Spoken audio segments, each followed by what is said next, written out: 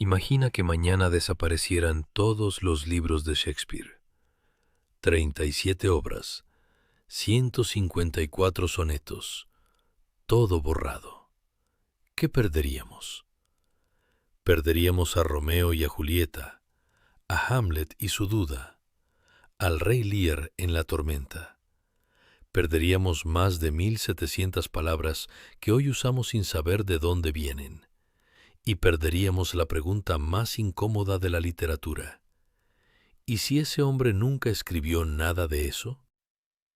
Bienvenido a la historia del escritor más famoso del mundo y del mayor misterio de identidad que la literatura ha producido jamás. El 23 de abril del año 1616, William Shakespeare murió en su casa de Stratford-upon-Avon, el mismo pueblo inglés donde había nacido 52 años antes. No era una muerte joven para los estándares de la época, aunque tampoco era la vejez avanzada que la magnitud de su obra podría hacer esperar. 52 años era la edad de un hombre que había llegado al final de la edad madura sin haber alcanzado todavía la vejez. Los testimonios sobre las circunstancias exactas de su muerte son escasos y contradictorios, lo que es, en sí mismo, un detalle revelador de algo más general sobre la documentación de la vida de Shakespeare. Para el escritor más famoso de la historia de la literatura occidental, el archivo documental de su existencia es extraordinariamente delgado. Lo que sí existe, y lo que ha sido analizado con más intensidad que cualquier otro documento relacionado con Shakespeare, es su testamento. Es un documento de 3 páginas, redactado en el lenguaje legal estándar de la Inglaterra isabelina, que distribuye sus bienes entre su familia, con la meticulosidad de un hombre que ha pensado con cuidado en qué va a quedar de él. Hay referencias a dinero, a propiedades en Stratford y en Londres, a objetos domésticos específicos. Su hija mayor, Susana, recibe la mayor parte de sus bienes. Su hija menor, Judith, recibe una suma de dinero. Su esposa, Anne Hathaway, recibe, en una cláusula añadida que los estudiosos han discutido durante siglos por su tono de aparente desprecio o de indiferencia, la segunda cama en mejor estado de la casa. Pero lo que el testamento no menciona en ningún momento, lo que ha producido más especulación académica que cualquier otra ausencia en la historia de la literatura, es cualquier referencia a manuscritos, a obras dramáticas, a poemas, a libretos, a ningún tipo de material escrito que pudiera considerarse el legado literario del hombre que, según la tradición, escribió 37 obras de teatro y 154 sonetos. No hay ninguna instrucción sobre qué hacer con sus obras, no hay ninguna mención de sus papeles, no hay ninguna referencia a libros de ningún tipo, propios ni ajenos. El hombre que había pasado 25 años escribiendo algunas de las obras más complejas y más ricas en lenguaje que la literatura inglesa había producido hasta ese momento, murió sin dejar ningún rastro documental de que esa escritura hubiera existido. Para los investigadores que han estudiado ese testamento con la atención que merece, la ausencia tiene 2 explicaciones posibles radicalmente distintas. La primera es mundana.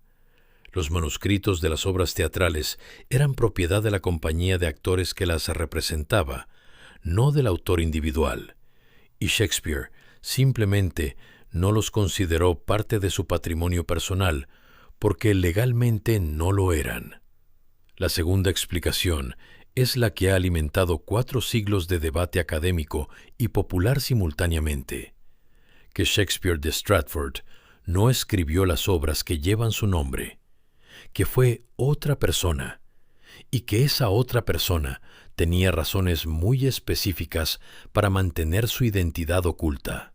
Esa segunda explicación, por perturbadora que resulte para quienes la encuentran por primera vez, no es una teoría de la conspiración marginal. Es una hipótesis que ha sido sostenida por Henry James, Mark Twain, Sigmund Freud, Charlie Chaplin y un número de académicos suficientemente grande como para que ningún estudiante serio de la literatura inglesa pueda ignorarla sin haberla examinado con atención. William Shakespeare nació el 22 o 23 de abril del año 1564 en Stratford-upon-Avon, una ciudad de tamaño mediano en el condado de Warwickshire, en el centro de Inglaterra. La incertidumbre sobre el día exacto del nacimiento es ya en sí misma un pequeño símbolo de lo que caracteriza a toda la documentación shakespeariana. El registro parroquial de su bautismo, el 3 de mayo de ese año, existe y es verificable, pero la fecha de nacimiento se extrae de él por inferencia, asumiendo que los niños de la época eran bautizados 2 o 3 días después del nacimiento.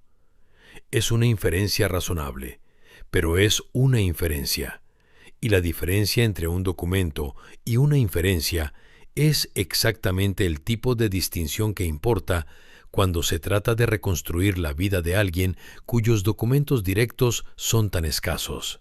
Su padre, John Shakespeare, era un artesano que fabricaba y vendía guantes y que durante un periodo de su vida adulta tuvo también cargos públicos en el gobierno municipal de Stratford, incluyendo el de alcalde en el año 1568, cuando William tenía 4 años. Era un hombre de posición respetable dentro de su comunidad, suficientemente próspero en sus mejores años como para tener una casa de buen tamaño en la calle principal de Stratford y suficientemente vinculado con las instituciones locales como para que sus hijos tuvieran acceso a la escuela gratuita que la ciudad mantenía. Pero los años buenos de John Shakespeare no duraron. Desde mediados de la década de los años 70 del siglo XVI, sus finanzas comenzaron a deteriorarse de maneras que los documentos legales de la época registran con la precisión impersonal de los procesos de deuda, hipotecas, demandas, ausencias de las reuniones del Consejo Municipal que en ese periodo podían indicar tanto la vergüenza del hombre con problemas como el miedo a ser arrestado por deudas en un espacio público. William asistió casi con certeza a la escuela gratuita de Stratford, la King's New School, donde el currículo estándar de la época incluía latín, retórica, historia romana y algo de griego. Una educación que era sólida para un artesano de provincia, pero que era radicalmente inferior a la que los aristócratas y los hombres de la clase alta universitaria recibían en Oxford o en Cambridge. No hay registro de que Shakespeare asistiera a ninguna universidad. No hay registro de ningún viaje al continente europeo, aunque sus obras muestran un conocimiento de Italia, de la corte francesa, de la política italiana y del derecho veneciano que sus biógrafos han intentado explicar de maneras que van desde la lectura extensiva en libros disponibles en Londres hasta la hipótesis de viajes no documentados. La ausencia de registro no es prueba de que los viajes no ocurrieran, pero es otra de las lagunas que caracterizan el archivo shakespeariano. A los 18 años, Shakespeare se casó con Anne Hathaway, que tenía 26 años y estaba embarazada de 3 meses en el momento de la boda. Era un matrimonio apresurado en términos que los registros de la época documentan sin disimulo. La licencia especial para casarse sin las 3 lecturas de amonestación habituales, necesaria cuando las circunstancias requerían rapidez, fue solicitada y concedida en noviembre del año 1582. 6 meses después nació Susana. 2 años después de Susana nacieron los gemelos Hamnet y Judith. Y en algún momento, entre el nacimiento de los gemelos, en el año 1585, y la primera mención documentada de Shakespeare en Londres, en el año 1592, el hombre de Stratford desapareció durante 7 años de cualquier registro que los historiadores hayan podido encontrar. Esos 7 años perdidos son uno de los misterios más persistentes de su biografía. Cuando Shakespeare aparece en los registros londinenses por primera vez, en el año 1592. Lo hace ya en una posición que sugiere que la transición entre el artesano de Stratford y el hombre de teatro londinense no fue inmediata, sino el resultado de años de trabajo previo que los documentos no registran. La referencia es una crítica hostil, escrita por un dramaturgo de la época llamado Robert Greene, que en un panfleto publicado poco antes de su muerte describe a Shakespeare con el término alemán que significa alguien que mezcla plumas de otras aves, una acusación de plagio o de apropiación del trabajo ajeno, que es al mismo tiempo un testimonio de que Shakespeare ya era en ese momento suficientemente conocido como para merecer un ataque público. El Londres, al que Shakespeare llegó en esa época, era una ciudad en transformación acelerada, con una población de entre 150.000 y 200.000 personas que la convertían en la ciudad más grande de Inglaterra y una de las más grandes de Europa del Norte. Era también una ciudad que había desarrollado en los últimos años una institución cultural completamente nueva en la historia inglesa: el teatro público permanente.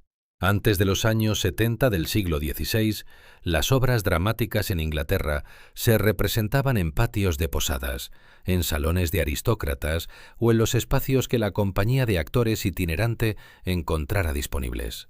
La construcción del primer teatro fijo de Londres, llamado simplemente el Teatro, en el año 1576, había creado un espacio permanente para la representación dramática que transformó completamente las condiciones de producción del teatro inglés. Shakespeare se convirtió en actor, en dramaturgo y finalmente en copropietario del teatro más importante de Londres, el Globe, construido en el año 1599 en el barrio de Southwark, al sur del río Támesis, fuera de la jurisdicción directa del gobierno municipal de la ciudad, que miraba con desconfianza moral a los teatros y a quienes trabajaban en ellos. El Globe podía albergar hasta 3.000 espectadores, una capacidad que en la Inglaterra isabelina hacía de él uno de los espacios de entretenimiento masivo más grandes que existían, comparable en escala de audiencia a lo que hoy sería un estadio deportivo.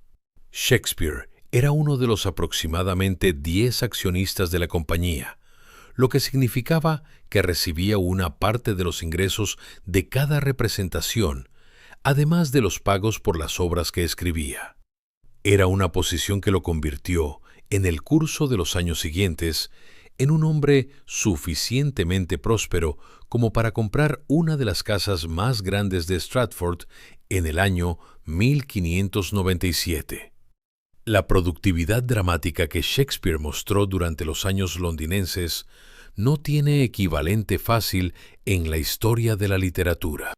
En el periodo que va aproximadamente desde el año 1590 hasta el año 1613, cuando aparentemente dejó de escribir para el teatro de forma regular, produjo 37 obras dramáticas de géneros completamente diferentes. Comedias como El sueño de una noche de verano y Mucho ruido y pocas nueces. Tragedias como Hamlet, Otelo, El rey Lear y Macbeth. Dramas históricos como Enrique V y Ricardo III. Y obras de difícil clasificación como La Tempestad, que combinan elementos de varios géneros con una libertad que sus contemporáneos encontraban desconcertante, y que los siglos posteriores han celebrado como evidencia de una mente que no se sentía obligada por ninguna convención que no le interesara seguir. Era aproximadamente 1 hora y media por año durante más de 2 décadas. En todas ellas, el lenguaje tenía una densidad y una riqueza que ninguno de sus contemporáneos, incluidos dramaturgos de talento extraordinario como Christopher Marlowe, igualaba de manera consistente. En el año 1609, sin que exista ningún registro de que Shakespeare diera su consentimiento explícito a la publicación, un librero londinense llamado Thomas Thorpe publicó una colección de 154 sonetos bajo el nombre de Shakespeare, con una dedicatoria que ha sido objeto de más interpretación académica que cualquier otro texto de longitud comparable en la historia de la literatura inglesa. La dedicatoria dice, en la ortografía isabelina que los editores modernos han regularizado, al único procreador de estos sonetos que siguen, el señor W.H., toda la felicidad y esa eternidad prometida por nuestro poeta inmortal, le desea el que los publicó. ¿Quién era el señor W.H.? ¿Por qué se le llama el procreador de los sonetos en lugar del destinatario? ¿Y cuál es la relación entre Shakespeare y esa persona sin nombre completo? Son preguntas que 4 siglos de investigación no han resuelto con unanimidad. Lo que sí puede leerse en los propios sonetos, sin necesidad de resolver la identidad del señor W.H., es algo que la convención literaria de la época no hacía completamente inusual, pero que en Shakespeare tiene una intensidad que va más allá de lo convencional. Los primeros 126 sonetos están dirigidos a un joven hombre, descrito con una belleza física que el poeta compara con la del sol y de las estrellas, y expresan hacia él un afecto que en los términos más directos de la lectura es amor en el sentido más completo del término, deseo, admiración, dependencia emocional, dolor ante la indiferencia, júbilo ante la atención correspondida. Los sonetos del 127 al 154 están dirigidos a una mujer de cabellos oscuros que los estudiosos llaman la Dama Oscura, y la relación que describen tiene una complejidad emocional diferente, más carnal, más conflictiva, más marcada por la culpa y por la conciencia de algo que no debería estar ocurriendo. La tradición de escribir sonetos en la Inglaterra isabelina incluía la convención del soneto dirigido a un joven hombre noble como ejercicio de admiración y de mecenazgo poético. Y algunos biógrafos han argumentado que los sonetos de Shakespeare a la figura masculina son completamente compatibles con esa tradición sin que sea necesario leer en ellos ninguna dimensión personal que vaya más allá de lo literariamente convencional. Otros biógrafos han señalado que la intensidad específica de ciertos sonetos, la descripción del dolor que produce la ausencia del amado, la angustia ante su infidelidad con la Dama Oscura, la declaración de que el amor que el poeta siente es superior a cualquier amor anterior o posterior, excede con amplitud lo que la convención del mecenazgo poético requería o producía habitualmente. La pregunta no es si Shakespeare amó a un hombre, es si ese amor, fuera cual fuera su forma y su intensidad, es algo que los sonetos revelan o algo que los sonetos construyen como ficción literaria. Y la honestidad intelectual requiere reconocer que 400 años después de que fueran escritos, la respuesta no está completamente clara. Lo que sí es claro es que los sonetos muestran una vida interior de Shakespeare, completamente diferente de la que los documentos biográficos permiten reconstruir. El hombre de los documentos es un empresario teatral pragmático que compra propiedades en Stratford y negocia con sus socios comerciales con la efectividad de alguien que entiende perfectamente cómo funciona el dinero. El hombre de los sonetos es alguien que ama con una intensidad que lo consume, que sufre la traición con una desesperación que no tiene recursos ordinarios para manejar y que encuentra en la escritura el único espacio donde esa vida interior puede existir sin las consecuencias que tendría si se expresara de cualquier otra forma. ¿Cuál de los dos era el Shakespeare real? Es una pregunta que la evidencia disponible no permite responder con certeza. Probablemente los dos lo eran, en proporciones que solo él conocía. En el año 1596, Hamnet Shakespeare, el único hijo varón de William, murió en Stratford con 11 años, de una causa que los registros parroquiales no especifican con la precisión que habría permitido identificarla con certeza retrospectiva. Era el año en que Shakespeare estaba en el punto más productivo de su carrera londinés, escribiendo obras que se representaban ante la reina Isabel y que llenaban el Globe de una audiencia que pagaba para escuchar historias que él contaba mejor que nadie. La muerte del niño fue registrada en el libro parroquial de Stratford con la brevedad que los registros de la época aplicaban uniformemente a todos los difuntos, sin distinción de condición social ni de relación con ninguna figura notable. Hamlet Shakespeare, hijo de William Shakespeare, enterrado el 11 de agosto del año 1596. En el año 1601, 5 años después de la muerte de Hamlet, Shakespeare escribió Hamlet.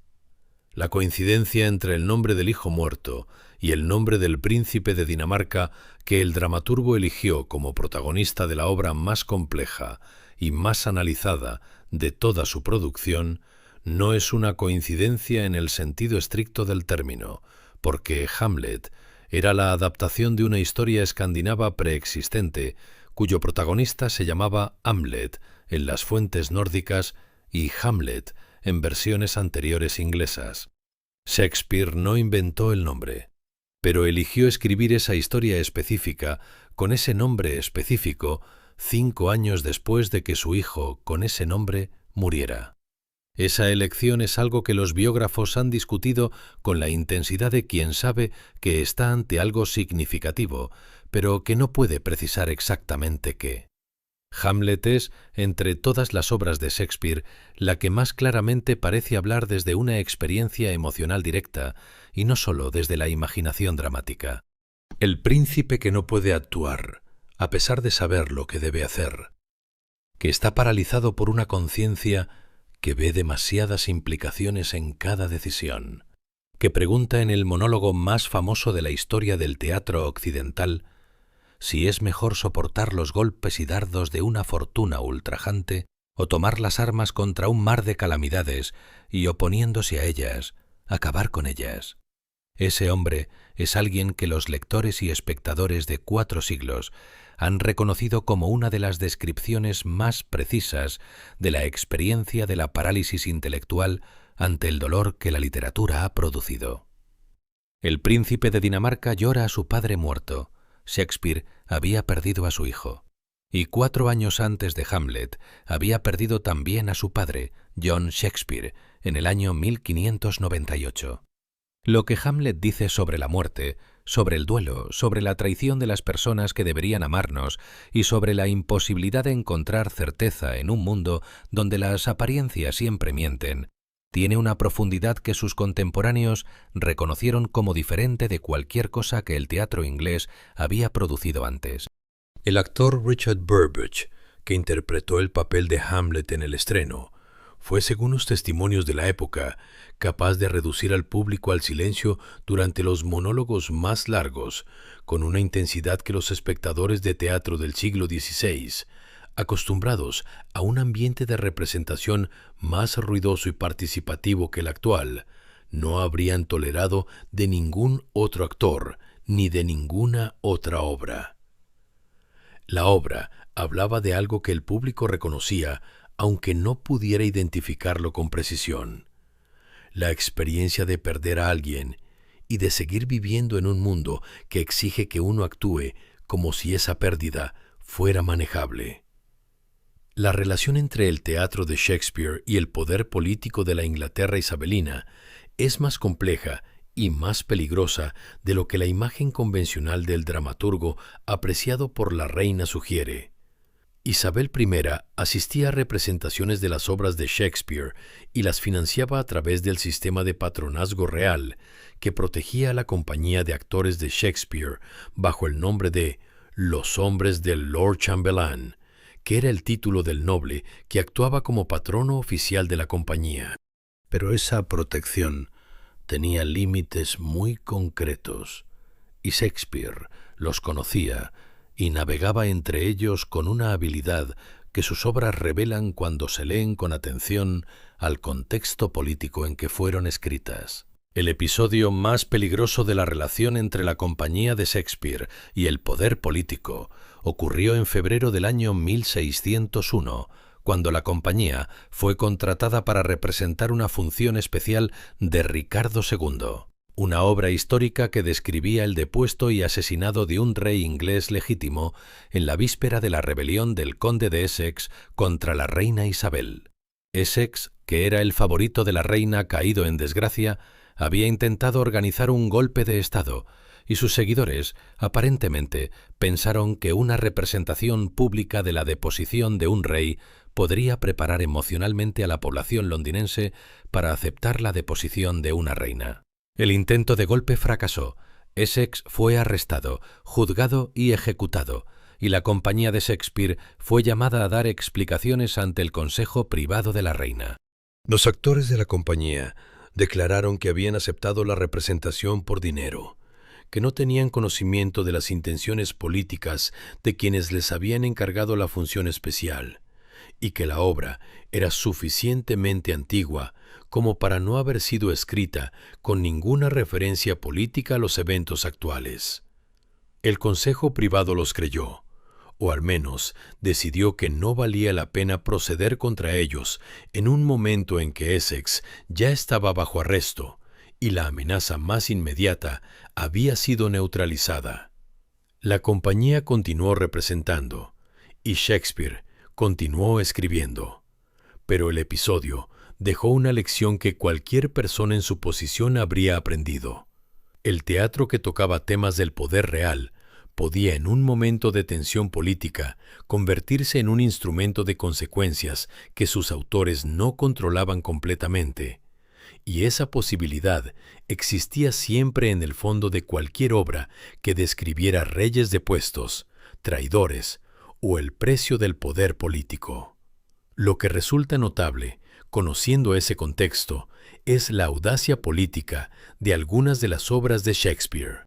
Macbeth, escrita alrededor del año 1606, un año después del descubrimiento de la conspiración de la pólvora que intentó asesinar al rey Jacobo I, describe el asesinato de un rey por sus propios nobles, con una psicología del poder y de la culpa que habría sido extraordinariamente perturbadora para cualquier monarca que la hubiera visto con la atención suficiente. El Rey Lear, escrita en el mismo periodo, describe el colapso de la autoridad real, cuando el soberano divide su reino entre sus herederos antes de morir, lo que en la Inglaterra de principios del siglo XVII, donde la cuestión de la sucesión había sido uno de los temas políticos más delicados de las últimas décadas, era una imagen que no podía ser políticamente neutra, por más que fuera presentada como ficción histórica. Shakespeare encontró maneras de decir cosas peligrosas que estaban suficientemente envueltas en el lenguaje de la ficción histórica como para no justificar una acción legal directa. Una de las maneras más concretas de medir el impacto de Shakespeare sobre la lengua inglesa es contar las palabras que él introdujo en el idioma y que siguen en uso hoy. Los lingüistas que han realizado ese recuento llegan a cifras que varían entre 1.700 y 2.000 palabras, dependiendo del método de conteo y de los criterios para determinar si una palabra fue introducida por Shakespeare o simplemente es la primera vez que aparece en un texto escrito que ha sobrevivido. En cualquier caso, la magnitud es extraordinaria. Palabras tan comunes en el inglés moderno como bedroom, lonely, generous, obscene, critica, fashionable, bedroom, eyeball, bedroom, lackluster y cientos más son creaciones o adaptaciones de Shakespeare que el idioma adoptó con la naturalidad de quien no recuerda haber aprendido algo, sino de haberlo sabido siempre. Pero la influencia de Shakespeare sobre el idioma no se limita a las palabras individuales. Sus frases, sus imágenes, sus metáforas han penetrado en la lengua inglesa con una profundidad que hace que los hablantes nativos del inglés las usen constantemente sin saber que provienen de Shakespeare. All that glitters is not gold, es Shakespeare. The lady doth protest too much, es Shakespeare. All the world is a stage, es Shakespeare. To thine own self be true, es Shakespeare. Breaking the ice, cold comfort, in a pickle, wild goose chase, vanish into thin air, wear your heart on your sleeve. Todas estas expresiones que el inglés usa como si fueran unidades básicas del idioma fueron inventadas o popularizadas por un hombre que murió hace 400 años en un pueblo de provincia inglesa. Es el legado lingüístico más extraordinario que ningún escritor individual haya dejado en ningún idioma del que tengamos registro. ¿Cómo es posible que alguien sin educación universitaria, sin viajes documentados al continente, sin acceso garantizado a las bibliotecas que habrían sido necesarias para adquirir el conocimiento de historia, de política, de derecho y de geografía que sus obras muestran, produjera ese vocabulario y esa riqueza de referencia cultural? Es la pregunta que los defensores de la teoría de que Shakespeare de Stratford no escribió las obras plantean con más fuerza, y es también la pregunta que los defensores de la autoría tradicional tienen más dificultad para responder de manera completamente satisfactoria. La respuesta más común es que el London teatral de finales del siglo XVI era un ambiente de circulación del conocimiento extraordinariamente activo, que las bibliotecas no eran tan inaccesibles como la imagen del artesano autodidacta sugiere y que el genio extraordinario no requiere condiciones extraordinarias para desarrollarse. Es una respuesta que puede ser completamente correcta. Es también una respuesta que requiere un grado de fe en las capacidades del individuo extraordinario, que no siempre es fácil de sostener frente a la evidencia específica. Lo que sí es verificable, independientemente de quién escribiera las obras, es el efecto que ese lenguaje produjo sobre los espectadores y los lectores de la época y de todas las épocas posteriores. El teatro de Shakespeare no era entretenimiento para élites. El Globe recibía a aristócratas en los palcos cubiertos y a artesanos, vendedores y trabajadores en el patio de pie, todos en el mismo espacio, todos escuchando las mismas palabras. Era la primera vez en la historia de la literatura inglesa que un lenguaje de esa riqueza y de esa complejidad era accesible de forma simultánea a toda la escala social. Esa democratización del lenguaje extraordinario es posiblemente el logro más importante de toda la producción shakespeariana, más que cualquier obra individual. La demostración de que el lenguaje más ambicioso y más bello de que disponía el inglés podía ser también el lenguaje que más personas escuchaban. La duda sobre si William Shakespeare, de Stratford-upon-Avon, escribió realmente las obras que llevan su nombre, existe como pregunta académica seria desde el siglo XIX, cuando la coincidencia entre el crecimiento del culto a Shakespeare como figura literaria y el aumento de la información histórica disponible sobre su vida comenzó a producir en algunos lectores una incomodidad que expresaban con distintos grados de cautela académica. La primera persona que planteó la pregunta de forma sistemática y pública fue una estudiosa americana llamada Delia Bacon, que en el año 1857 publicó un libro donde argumentaba que las obras habían sido escritas por un grupo que incluía al filósofo Francis Bacon, sin relación familiar con ella, y a otros intelectuales de la corte isabelina. El libro fue mal recibido por el establishment académico de la época. Delia Bacon murió en un asilo al año siguiente, y la teoría fue desestimada por la mayoría de los especialistas como la obra de una mente desequilibrada. Sin embargo, la pregunta no desapareció.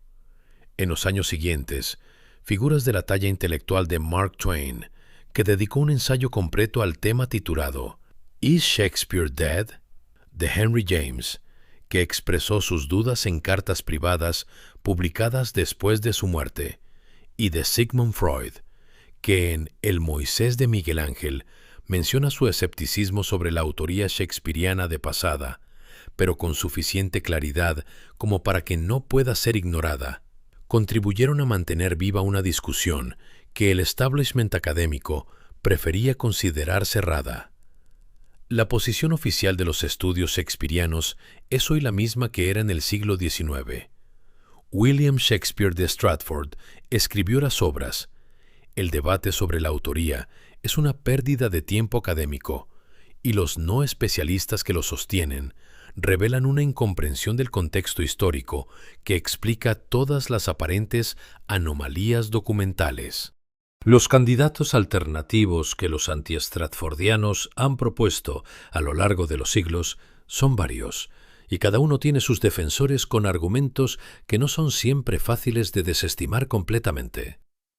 Francis Bacon fue el primero en ser propuesto seriamente y sigue teniendo seguidores que señalan las similitudes entre el vocabulario de Bacon y el de las obras shakespearianas.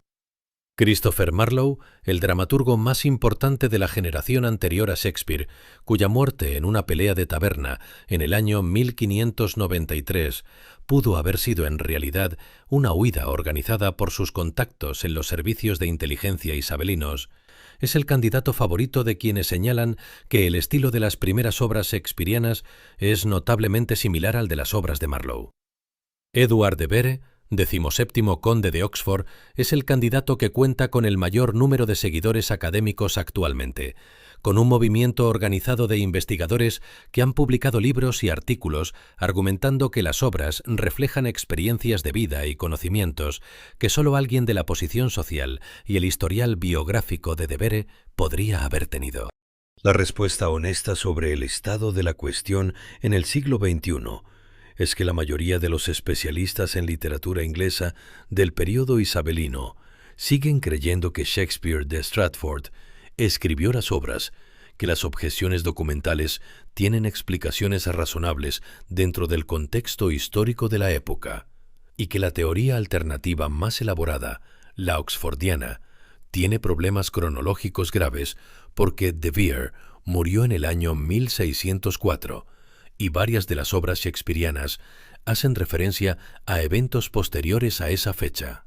Al mismo tiempo, ninguna de las explicaciones disponibles es completamente satisfactoria, y la honestidad intelectual requiere reconocer que el archivo documental de Shakespeare es tan delgado comparado con el de otros escritores de su época que la certeza completa no es accesible.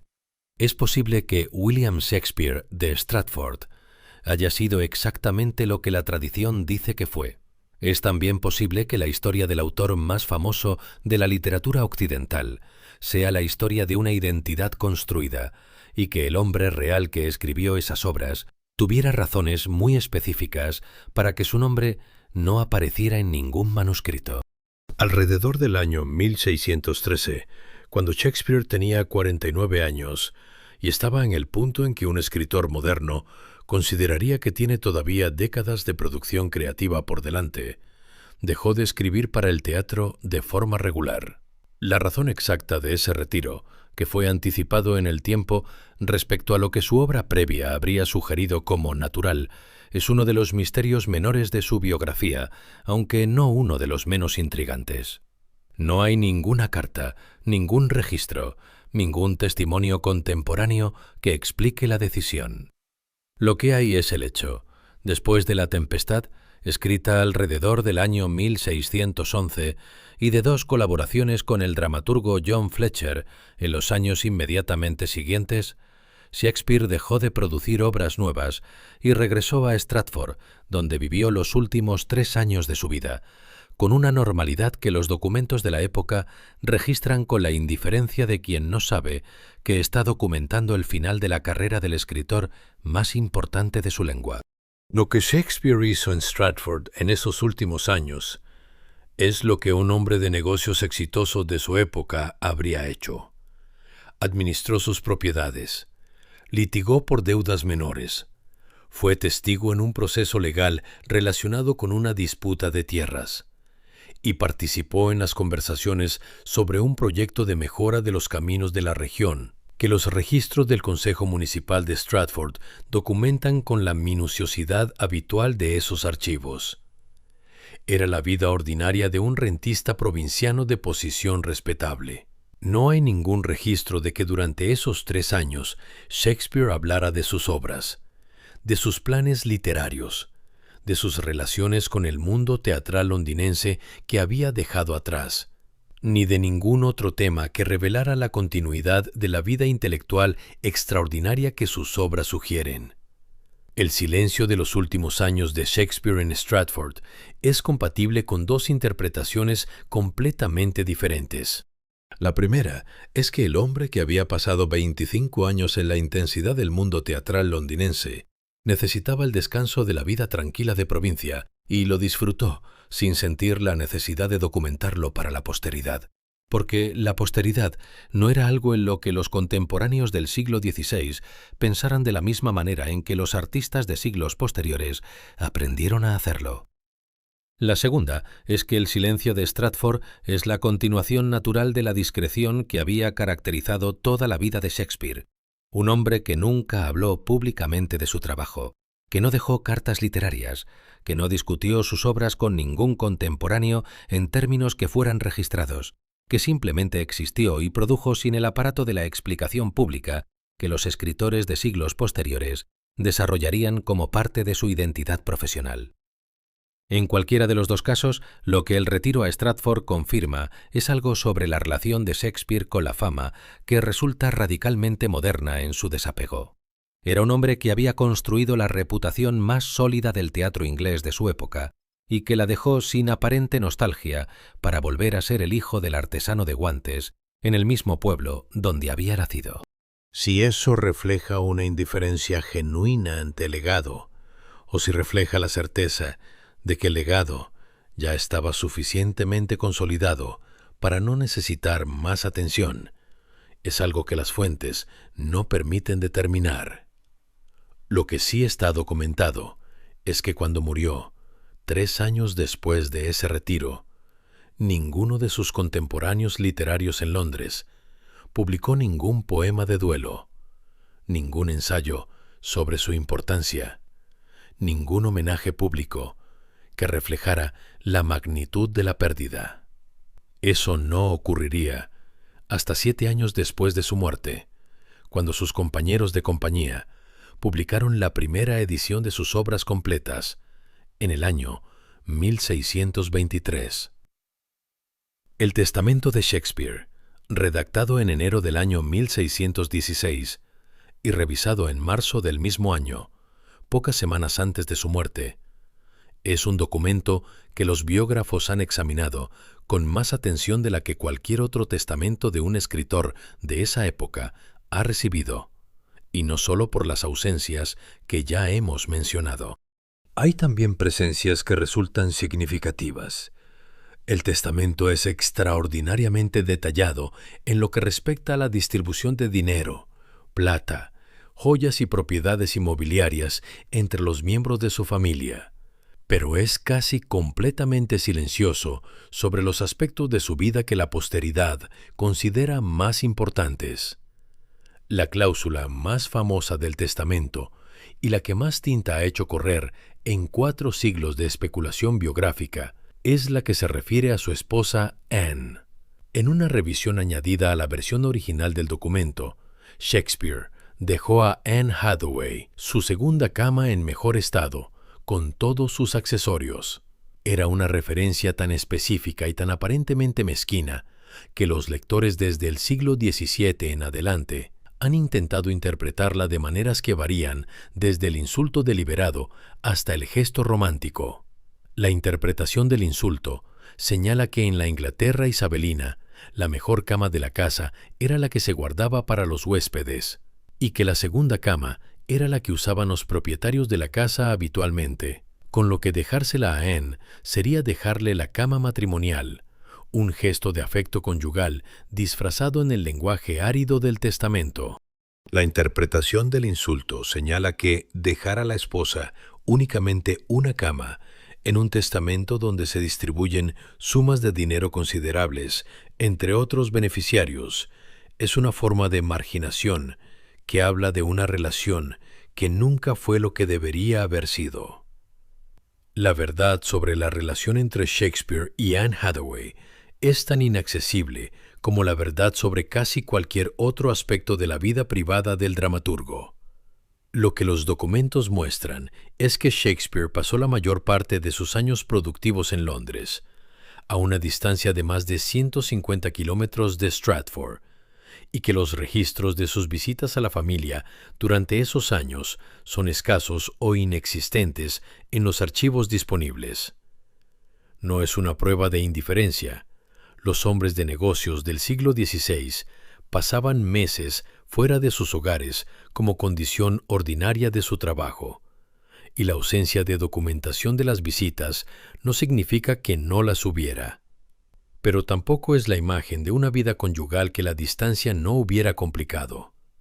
Lo que el testamento revela con claridad, más allá de las especulaciones sobre Anne y sobre los manuscritos ausentes, es que Shakespeare pensaba en sí mismo principalmente como hombre de negocios y como padre.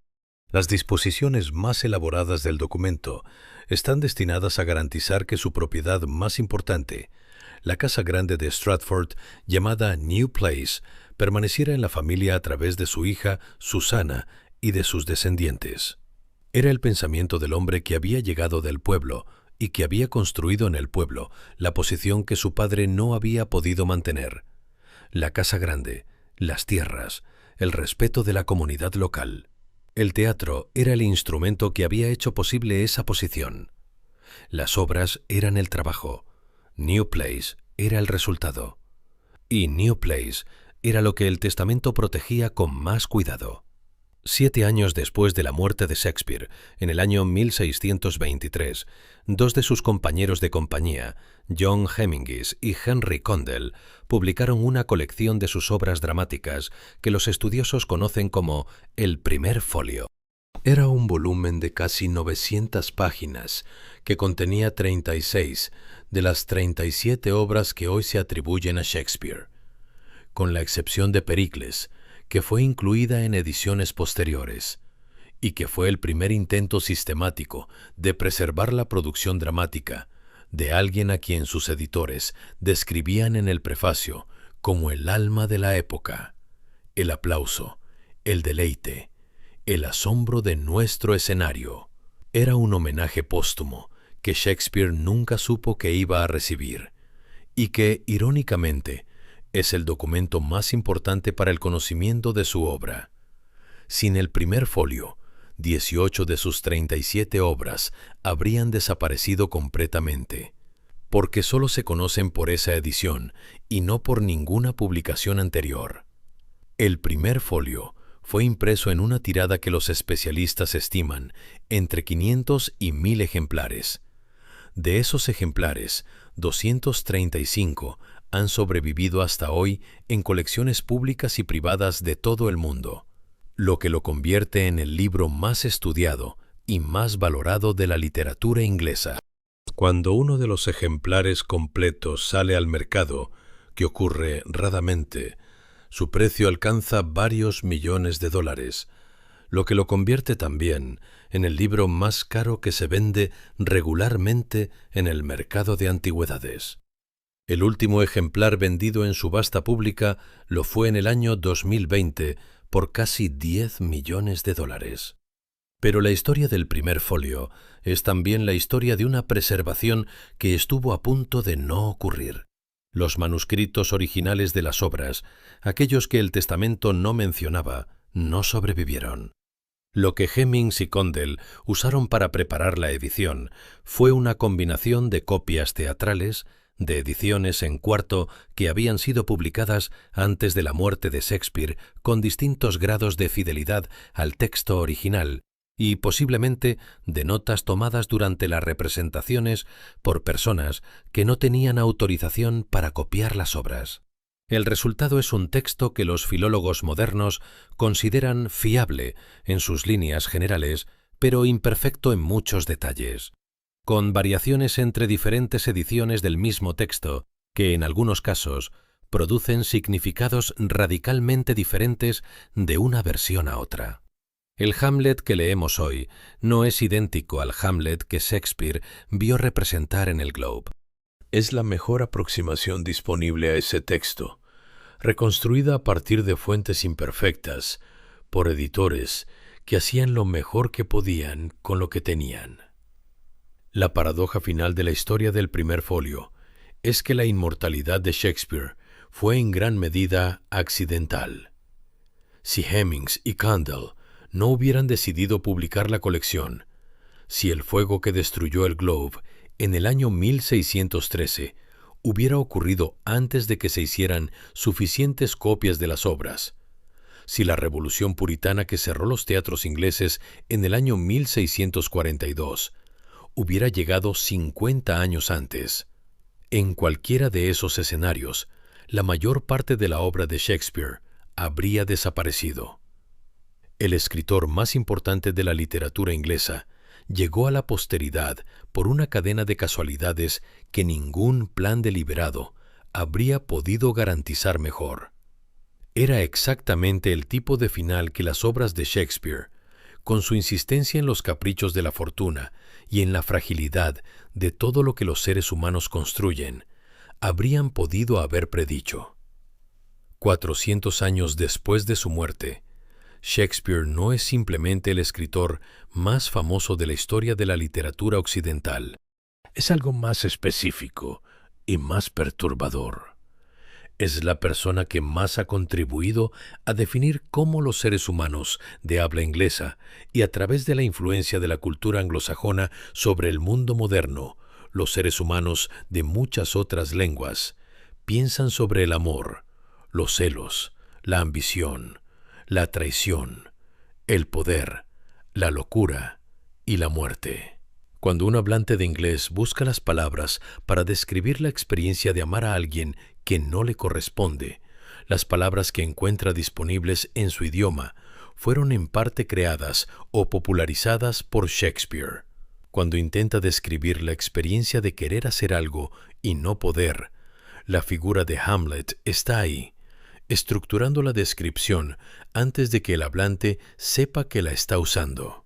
El crítico Harold Bloom, en su libro Shakespeare, La invención de lo humano, argumentó que Shakespeare no solo describió la psicología humana, sino que, en cierta medida, la inventó, que las maneras en que los occidentales modernos piensan sobre la identidad, sobre el cambio interior de los personajes a través de la experiencia, sobre la posibilidad de que una persona sea fundamentalmente diferente al final de su historia de lo que era al principio, derivan de los modelos que Shakespeare estableció en sus obras. Es una afirmación que puede discutirse en sus detalles, pero que captura algo que la experiencia de leer a Shakespeare confirma repetidamente: la sensación de que las personas que él describió hace 400 años son reconocibles como personas reales de maneras que muy pocos otros escritores de cualquier época han logrado. Y sin embargo sigue en pie la pregunta del testamento sin libros. El hombre que inventó más de 1700 palabras no mencionó un solo libro al morir. El hombre que describió Italia, Francia y Dinamarca con el detalle de quien las ha visitado no tiene ningún registro de haber salido de Inglaterra. El hombre cuyas obras conocen el derecho veneciano, la botánica, la astronomía y la política italiana con una precisión que sus biógrafos han explicado de todas las maneras posibles, nunca asistió a ninguna institución educativa que pueda documentarse más allá de la escuela gratuita de Stratford. Puede que todas esas anomalías tengan explicaciones mundanas que el paso del tiempo y la destrucción de archivos han hecho irrecuperables. Puede que el genio extraordinario no necesite condiciones extraordinarias para producir resultados extraordinarios. Puede que William Shakespeare de Stratford-upon-Avon haya sido exactamente lo que la tradición dice que fue. O puede que la historia más grande de la literatura occidental sea también la historia de una identidad que alguien tuvo razones muy específicas para proteger, y que la pregunta de quién escribió realmente las obras siga siendo la única pregunta sobre Shakespeare para la que la evidencia disponible no permite una respuesta definitiva. En cualquiera de los dos casos, las palabras están ahí: el amor entre Romeo y Julieta, la duda de Hamlet, la ambición de Macbeth, Los celos de Otelo, la locura del rey Lear. 400 años de humanidad reconociéndose en esas páginas con la sensación de que alguien, quien fuera, vio algo sobre la condición humana con una claridad que el tiempo no ha disminuido. Eso es lo que queda, y es suficiente para que la pregunta de quién lo escribió sea al mismo tiempo la más importante y la menos urgente de todas las preguntas que su obra plantea. Hay una cosa que me persigue de esta historia, y es la siguiente. El hombre que escribió que el mundo entero es un escenario, que todos los hombres y mujeres son simplemente actores, puede que él mismo haya sido el actor más hábil de todos. Un hombre de Stratford que interpretó el papel del genio, o un genio que interpretó el papel del hombre de Stratford. 400 años después, no lo sabemos con certeza. Y quizás eso es lo más shakespeariano de todo, que la historia de su vida tenga exactamente la misma ambigüedad que sus obras. Que no sepamos si Hamlet estaba realmente loco o fingía, que no sepamos si Otelo amaba o solo creía que amaba. Que no sepamos quién escribió todo eso. Sí sabemos que alguien lo escribió, y que esas palabras llevan 400 años diciéndonos cosas que todavía no habíamos terminado de escuchar. Que esa voz te acompañe mientras te duermes. Buenas noches.